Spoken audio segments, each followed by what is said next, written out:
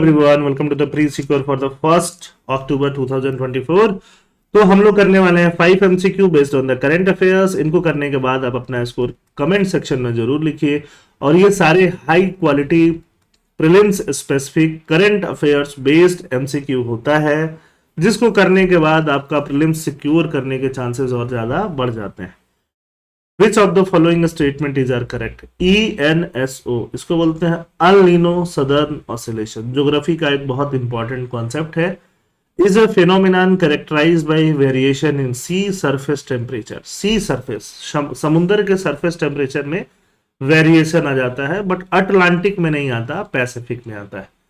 और ये बहुत इंपॉर्टेंट है। अगर ज्योग्राफी पढ़ा होगा तो आपको पता होगा, नहीं ज्योग्राफी पढ़ा होगा तो जब पढ़ोगे ये पूरा कॉन्सेप्ट आपको समझाया जाएगा। ENSO में 3 फेज होते हैं। एक को बोलते हैं अल नीनो, एक को बोलते हैं ला नीना, और एक को बोलते हैं न्यूट्रल फेज। ये बिल्कुल सही बात है। La Nina is associated with cooler than average sea surface temperature in equatorial Pacific. Pacific में टेम्परेचर कूलर देन एवरेज होता है। एवरेज न्यूट्रल में एवरेज जो भी टेम्परेचर होगा, ला नीना में वो सरफेस टेम्परेचर जो होगा पैसिफिक का वो और ज्यादा कूल होगा। तो 2 और 3 बिल्कुल सही है आंसर। फर्स्ट का जो मिलेगा वो क्या मिलेगा? बी मिलेगा। देखो अल नीनो सदर्न ऑसिलेशन क्या है, ये दिख रहा है यहाँ पे। ये है आपका इक्वेटोरियल पैसिफिक ओशियन। तो यहाँ पे नॉर्मल टाइम में ठंडा पानी ऊपर आता है नीचे से, उसको बोलते हैं अपवेलिंग। जब अल नीनो होता है तो और ज्यादा ठंडा पानी ऊपर आ रहा होता है, ज्यादा ठंडा पानी ऊपर आ रहा होता है ना। सॉरी, ला नीना के टाइम पे, ला नीना के टाइम पे ज्यादा ठंडा पानी ऊपर आ रहा होता है, ठीक है, उसको बोलते हैं ला नीना। तो यहाँ पे पानी बहुत ठंडा आ रहा होता है और इसके हिसाब से इंक्रीज ट्रेड विंड इधर जारी होती है, ठीक है। तो ये पूरा साइकिल बन रहा होता है। और जब ला नीना का कंडीशन होता है तो इधर वाले एरियाज में, इंडिया वाले एरियाज में, मानसून में बारिश थोड़ा बढ़ जाता है। अल नीनो में क्या होता है? अल नीनो में इसका उल्टा हो जाता है। तो अल नीनो में उल्टा हो जाता है, और उल्टा हो जाने की वजह से क्या होता है आपका इंडिया और इधर वाले रीजन में बारिश थोड़ा कम होता है। तो ये इसका पूरा पूरा इफेक्ट होता है, ठीक है। ये देखिए, ये है नॉर्मल ईयर। नॉर्मल ईयर में क्या हो रहा है? Equatorial winds gather warm water pull toward the west. Normal year है, यहाँ पे कोल्ड वाटर आ रहा है, फिर ये आगे की तरफ इधर धीरे धीरे जाता जा रहा है। अल नीनो मतलब उल्टा हो गया। अब उल्टा हो गया तो ईयर इधर से इधर की तरफ आ रहा होता है, तो फिर यहाँ पे बारिश कम हो जाती है, ईस्टर्ली विंड वीकन हो जाता है, वार्म वाटर किधर की तरफ ईस्टवर्ड मूव करने लगता है। तो ये अल नीनो ईयर हो जाता है, ठीक है। चलिए और डिटेल में आप समझिएगा।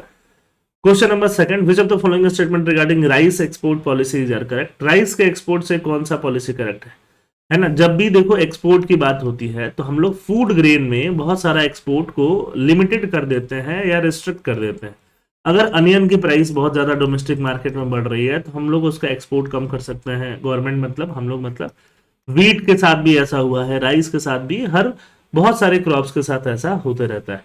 India imposed a ban on non basmati white rice, basmati नहीं, non basmati white rice exports in July due to depleting public stock and high cereal prices. The ban was lifted with the imposition of minimum export price of 490 per ton after an increase in paddy sowing season. तो इस बार sowing season में increase हुआ है तो इसको कम कर दिया गया है ना, ठीक है। प्राइस लगा के और उसके ऊपर बोल दिया गया कि हाँ अब एक्सपोर्ट इसके ऊपर करना है तो कर सकते हो। दोनों आंसर सही है, ठीक। और ये पूरा डिटेल जानने की बहुत ज़्यादा ज़रूरत नहीं है, बट मैंने दे दिया है। Wholesale price, surplus price, food corporation of India का इसमें इंपॉर्टेंट रोल होता है। और food corporation of India act के तहत बना है पार्लियामेंट के। ये एक स्टैट्यूटरी बॉडी है गवर्नमेंट ऑफ इंडिया का, मिनिस्ट्री ऑफ कंज्यूमर अफेयर्स के अंदर, जो कि फूड का पब्लिक डिस्ट्रीब्यूशन वगैरह का ध्यान रखता है। तो फूड कॉर्पोरेशन ऑफ इंडिया के बारे में आपको पता होना चाहिए। दादा Saheb Phalke award recently announce हुआ है मिथुन चक्रवर्ती के लिए। ये बिल्कुल सही बात है, मिथुन चक्रवर्ती को मिलेगा Dada Saheb Phalke. Dada Saheb Phalke award is considered the top honour in Indian cinema. बिल्कुल सही बात है, फर्स्ट और थर्ड सही है। The award is only to director. Mithun कौन से डायरेक्टर हैं? एक्टर वगैरह किसी को भी अवार्ड ये मिल सकता है, सिंगर वगैरह किसी को भी अवार्ड ये मिल सकता है। तो फर्स्ट एंड थर्ड जो सही है, सेकंड क्या है गलत, ठीक है। किसी को भी, एक्टर, राइटर, प्रोड्यूसर, सबको मिलेगा Dada Saheb Phalke award. Award is named after Dada Saheb Phalke who is recognised as the father of Indian cinema for directing the first full length feature film Raja Harishchandra. कब उन्होंने डायरेक्ट किया था? 1913 में।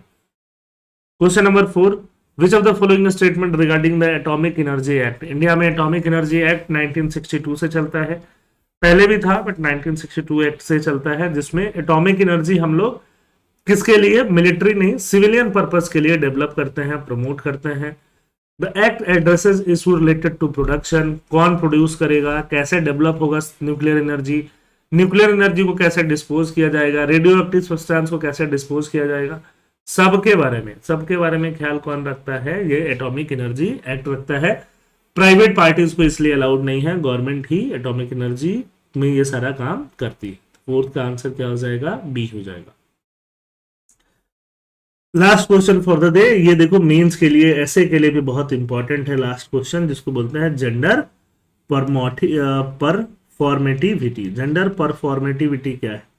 देखो आप बॉर्न होते हो अलग अलग सेक्स के साथ, कोई मेल बॉर्न होता है, कोई फीमेल बॉर्न होता है, ठीक है, बट क्या काम वो आके करेगा सोसाइटी में, है ना? मेल क्या करेगा? बाहर जाके इकोनॉमिक एक्टिविटी करेगा, फीमेल जाके बाहर इकोनॉमिक एक्टिविटी नहीं करेगी। ये सब काम कहाँ डिसाइड होता है? ये सब रोल कहाँ डिसाइड होता है? सोसाइटी में। उसके बाद ये चीज जो काम करते हो आप, वो उसको हम लोग क्या बोलते हैं? जेंडर बोलते हैं, है ना? तो gender is fixed and इनेट characteristic, ऐसा नहीं बोला जाता है कि सेक्स फिक्स कैरेक्टरिस्टिक होता है। जेंडर लोगों को बनाया जाता है कि कोई मेल जेंडर है या female, based on their work, कि वो क्या काम करते हैं, क्या रोल लेते हैं सोसाइटी में। Gender is constructed through repeated actions and behaviour in social context, ठीक है। ऑब्वियसली ये साइंस नहीं है, सोशल साइंस है, तो जेंडर का ऐसा डेफिनेशन जो है फेमिनिस्ट लोग देते हैं। और उन फेमिनिस्ट में एक इंपॉर्टेंट फेमिनिस्ट है